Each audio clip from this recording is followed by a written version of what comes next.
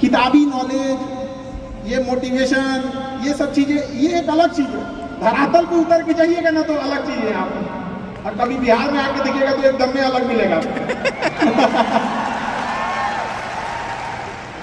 खैर हमारे यहाँ तो हर चीज है भाई, पहाड़ काटने वाले लोग भी, तो ऐसा नहीं है कि आपके पास अभाव नहीं है, मतलब सबके पास कमोबेश नहीं है, लेकिन कितना बहाना बनाएंगे हम लोग, कितना रोएंगे कि भैया हमारे पास इस चीज की कमी है। दुनिया का कोई इंसान पूर्ण नहीं है, सबके पास कुछ कमी है। शायद जिसे हम कहते हैं कि ये बड़े लेवल का आदमी है, उसके पास बड़ा प्रॉब्लम है, छोटा के पास तो छोटे प्रॉब्लम है, बड़े के पास बड़ा प्रॉब्लम है। दुनिया का कोई आदमी जो नहीं है जिसके पास प्रॉब्लम नहीं है, और प्रॉब्लम का आना बहुत जरूरी है, क्योंकि आवश्यकता ही आविष्कार की जननी होती है। अगर आपके पास कमी नहीं रहेगा ना, आप कुछ करिएगा ही नहीं, कोई भी चीज का।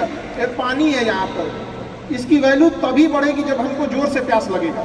अभी नहीं लगा है, इसका थोड़ा सा हमको लगता है कि कम, कोई वैल्यू उतना नहीं। अभी लगेगा ना थोड़ी देर बाद प्यास, तो लगेगा ना बहुत जरूरी चीज है। तो आपके अंदर वो भूख, वो प्यास रहना चाहिए। अमूमन आप देखिएगा कोई आदमी जो होते हैं लोग, उनके अंदर जैसे किसी को क्या बोलते हैं, पोजीशन लीडरशिप बोलते हैं, कि मतलब उसकी विरासत में मिल गई है। दादा ने कोई बिजनेस खड़ा किया, पिता ने किया, जब उसको मिलता है तो उतने अच्छे से नहीं संभालता। कुछ लोग संभाल भी लेते हैं, लेकिन कुछ लोग उतने अच्छे से भी नहीं संभाल पाते। कितना ठोकर लगा है, ये बहुत ठोकर नहीं लगेगा ना, जिस पत्थर पे चोट नहीं पड़ती वो कभी मूर्त नहीं बनता है। इसलिए जितना, ये आपके लिए अच्छी बात है, क्योंकि बड़े बड़े लोगों की जिंदगी में मुसीबत आती है, वो मुसीबत ही आती है बड़े लोगों के लिए, क्योंकि फिल्म में जो सबसे टफ रोल होता है ना, वो बढ़िया हीरो के कंधे पे दिया जाता है। तो ये पृथ्वी पे भी ना ऊपर वाले को पता है कि ये बढ़िया हीरो है, इसको थोड़ा सा हम लोग रोल देते हैं बढ़िया। तो बड़ी जिम्मेदारी देने से पहले ऊपर वाला भी ना आपको टेस्ट करता है, टेस्ट करके ही देखेगा कि नहीं करेगा। हम लोग छोटा सा कोई सामान खरीदते हैं तो उसको ठोक बजा के चेक करते हैं कि सहलेगा कि नहीं सहलेगा। एक छोटा सा बर्तन कोई खरीदने जाता है तो पटक के दिखाता है, देखिए मजबूत है। तो ऊपर वाला भी जब आपको बहुत बड़ा जिम्मेदारी देने वाला होता है ना, तो पहले सोचता है कि इसका थोड़ा सा टेस्ट कर ले। बहुत लोग टेस्टे में भाग जाते हैं, ये भगवान हमरा काहे लिए तुम मुसीबत लाया यार। जब ऊपर वाला तुमको खुशी दिया था तो थैंक यू कहना भूल गए थे, और जब मुसीबत दिया चेक करने के लिए तो परेशान हो गए। आप चीज़ों से घबराना नहीं चाहिए किसी को। जिसके जिसके जीवन में कठिनाई आ रही है, आप समझिए कि आप एक सही रास्ते पे जा रहे हैं, क्योंकि वही रास्ता सफलता का है। और अगर आपके जीवन में कठिनाई नहीं आ रही है, आप गलत रास्ते पे हैं, क्योंकि सफलता का रास्ता बहुत कठिन होता है। चाहे कहीं से उठा के देख लीजिए आपको, कोई कह सकता है कि इसमें आप में किसी को कठिनाई नहीं है, कोई भी कह सकता है, कभी नहीं कह सकता है आप। इतने लोग में से कोई, सबके जीवन में आएगी कठिनाइयाँ। कठिनाई का आना है, और करके निकल जाएंगे हम लोग यहाँ पर, सीखेंगे। और कठिनाई से आने से एक चीज और फायदा होता है कि हमें समाज की एक वो हिस्सा देखने को मिलता है जो हम नहीं देख पाते। कठिनाई के बाद पता चलता है कि दुनिया कैसी थी और हम कैसा समझ रहे थे इसको। बहुत जरूरी है इस चीज को, समाज का एक असली चेहरा दिखा के रखना लोगों को। आजकल यंग जनरेशन जो है ना, अचानक सोचती है सफल हो जाए। अचानक कभी नहीं सफल हो सकते हैं। रातों रात जो सफल होते हैं ना, रातों रात गायब हो जाते हैं।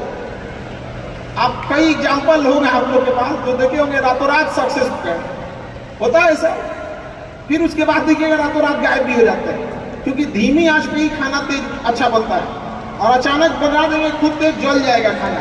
इसलिए थोड़ा थोड़ा स्टेप बाय स्टेप कोशिश कीजिएगा कि आगे बढ़े। चाहे आप जिस फील्ड में हैं, वट एवर फील्ड आपका, बेटर जानते हैं आप लोग, एक्सपीरियंस आप लोग के पास होगा चीज़ों के लिए। लेकिन ज़्यादा दिमाग लगाने के, प्लानिंग के चक्कर में मत रहिएगा। कोशिश कीजिएगा कि आज का आज चीज़ों को एग्जीक्यूट करें। जितना जल्दी एग्जीक्यूट करेंगे उतना जल्दी आपको कुछ एक्सपीरियंस गेन करेंगे, फिर आगे बढ़ने का आपको और जो भी कठिनाई होगी उससे आगे बढ़ के निकलेंगे आप लोग। आप डिसीजन लेने के टाइम पे ज़्यादा किसी के इन्फ्लुएंस मत होइएगा। और कई बार होता क्या है ना कि हम किसी के दबाव में डिसीजन ले लेते हैं। आप सुनिए सबकी, अकेले डिसीजन मत लीजिए, 3-4 आदमी से देखिए, ताकि नहीं तो मोहम्मद बिन तुगलक हो जाएंगे। अकेले डिसीजन लेंगे। वो राजधानी चेंज कर दिया, दिल्ली से लेकर चल गया दौलताबाद पर, और गर्मी के दिन में आधा आदमी को ले जाकर मुँह दिया उधर ले जाकर। फिर यार आधा मर गए, मुझे कैसे, कहा महाराज इतना दिक्कत था, कहा वापस चलो, वापस ले जाकर मार दिया था। अपने से डिसीजन लेने के चक्कर में मत रहिएगा। 2-4 बार आप देख लीजिएगा। और दूसरों के एक्सपीरियंस से सीखना बहुत जरूरी है, क्योंकि खुद के ठोकरों से अगर आप सीखने की कोशिश कीजिएगा तो शायद ये जन्म आपका ठोकर खाते खाते ही खत्म हो जाए। तो दूसरों के ठोकर से आप सीख लीजिए ना। आदमी थोड़े दूर जाता है तो किसी से पूछ लेता है कि कहाँ से मुड़ना है, कहाँ से नहीं मुड़ना है। तो अपने जीवन में भी कभी कुछ है तो सीख लिया कीजिए। कभी कभी आपसे छोटे लोग भी आपको बहुत अच्छा ज्ञान दे देते हैं। कोई इस चीज़ का अंत नहीं होता है सीखने का।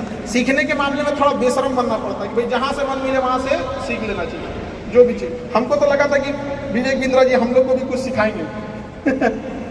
हालांकि चीज़ें बहुत पता है। एक 2 साल पहले, 1.5 साल पहले हमसे एक बात उन्होंने बोला था कई चीज़ों के लेकर, डिसीजन को लेकर। काफ़ी अच्छी मित्र है हमारे। तो उन्होंने कहा कि इक्विटी जो है वो काफ़ी इंपॉर्टेंट चीज़ होती है। कई बार ऐसे डिसीजन लेने में, हम लोग एक टीचर हैं, उतना बिजनेस के बारे में हार्डकोर उतना आइडिया नहीं था, टीचिंग के मामले में ज़्यादा था। तो एक आध डिसीजन गलत ले रहे थे लोग, उन्होंने भी काफ़ी इस चीज़ों में हेल्प किया था।